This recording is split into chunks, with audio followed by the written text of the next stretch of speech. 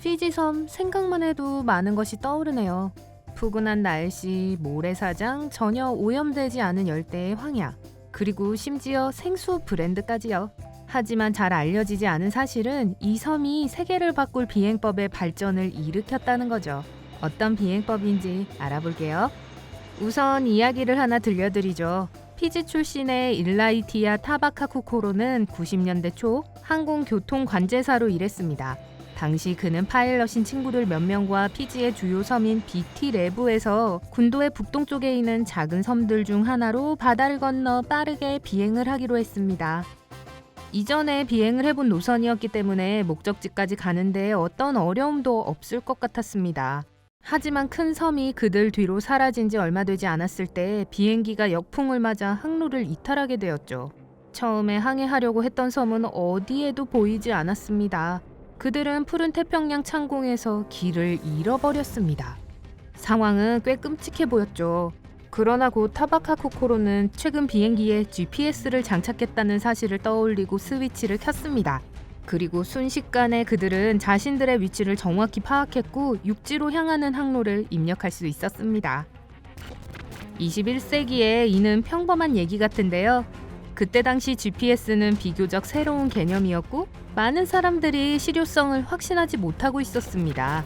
1940년대부터 80년대 후반까지 비행 항로는 레이더와 라디오의 조합에 의존하고 있었고 위치를 파악하기 위해서는 창밖을 내다봐야만 했죠.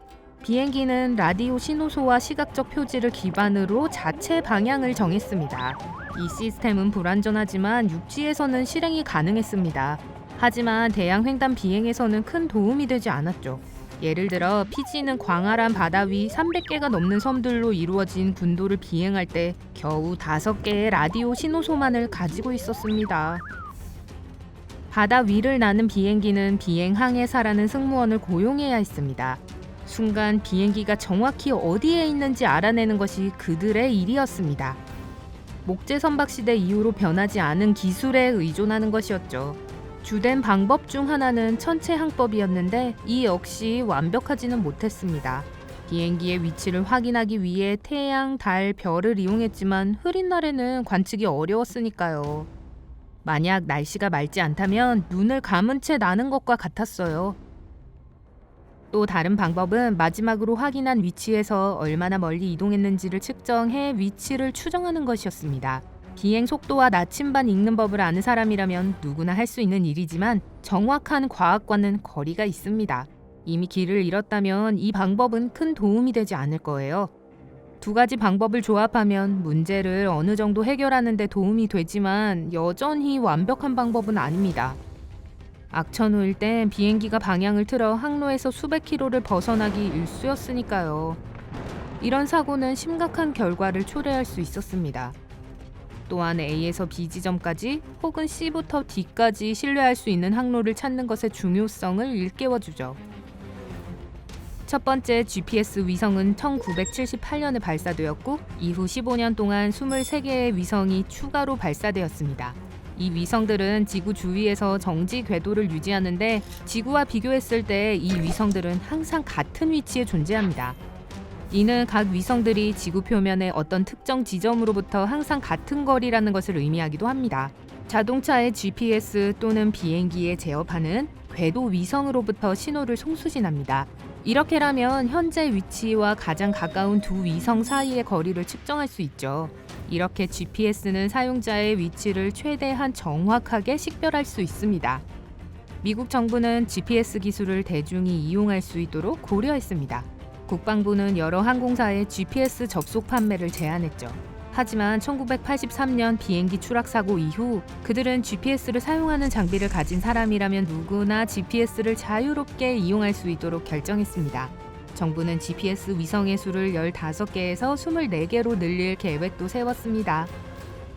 일부 조종사들은 즉시 GPS를 사용하기 시작했지만 1990년까지 많은 조종사들은 여전히 이 시스템이 표준이 될 수 있을 만큼 충분히 믿지 못했습니다. 그리고 이때 피지 섬이 역할을 발휘하게 되죠. 피지는 오랜 시간 동안 인기 있는 관광지였고 90년대 초반에도 그 인기는 줄어들 기미를 보이지 않았습니다. 비행기 여행 수요가 급증하면서 피지 공화국은 경제적인 구명줄의 안정성과 신뢰성을 높이기 위해서라면 무엇이든 할 각오가 되어 있었습니다. 그래서 1994년 피지는 미국에 의뢰를 해 상업용 GPS 기술의 시험 시장을 자원했습니다. 겨우 수백 평방킬로미터의 공간에 13개의 상업공항과 7개의 민간 비행장이 꽉 들어차 있는 이 섬나라는 이상적인 후보 같았습니다.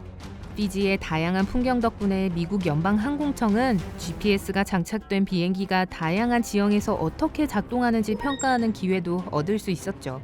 한편 피지는 전국에서 이용 가능한 이 내비게이션 시스템의 이점을 보았습니다. 라디오 신호소 한 대를 유지하는 데 드는 비용보다 적은 비용이 들었거든요. FAA는 그들에게 장비를 제공하기로 했고 피지는 그 실험에 참여했습니다. 하지만 1년 정도의 준비 기간이 필요했습니다.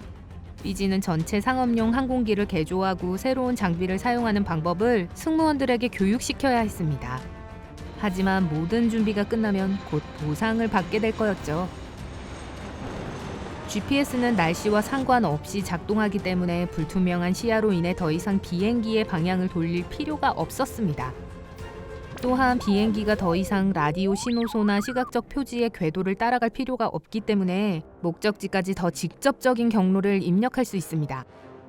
비행기가 더 안전하게 목적지에 도착할 가능성이 높아지고 더 적은 시간과 더 다양한 조건에서 비행을 완료할 수 있게 되었죠.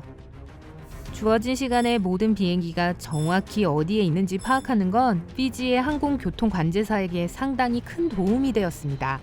GPS가 널리 보급되기 전에 같은 경로를 비행하는 2대의 비행기는 160km 이하로 떨어져 날아야 했습니다.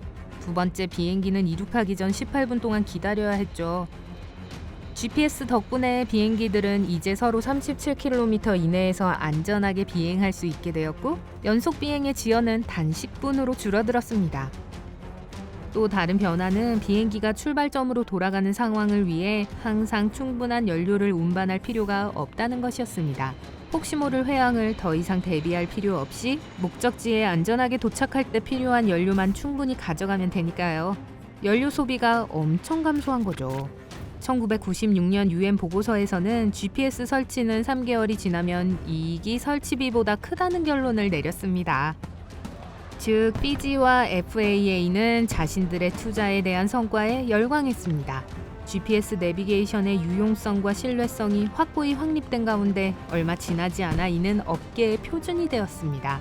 마침내 GPS 네트워크는 24개의 위성에서 31개로 증가했고 원래 위성은 점차 새로운 모델로 대체되었습니다. 지구 표면의 대부분을 감당하기에 충분한 숫자였죠. 극지방은 여전히 위성의 문제를 일으킬 수 있지만 GPS 기술이 계속 발전하면서 그 사각지대조차도 줄어들고 있습니다. 현대 비행기 여행의 불편함에 대해 불평하고 싶으실 수도 있겠지만 그럼에도 불구하고 GPS 기술은 항공편을 획기적으로 빠르고 안전하게 만들었습니다. 또한 물가 상승을 고려했을 때 비행기 여행은 30년 전보다 훨씬 더 저렴해졌죠. 남태평양의 작은 섬 덕분입니다. 여러분이 오늘 새로운 뭔가를 배우셨다면 영상에 좋아요를 눌러주시고 친구들에게 공유해주세요. 여기 다른 영상들을 준비했어요. 왼쪽 오른쪽 중 하나를 클릭하신 후 삶의 밝은 면과 함께 하세요.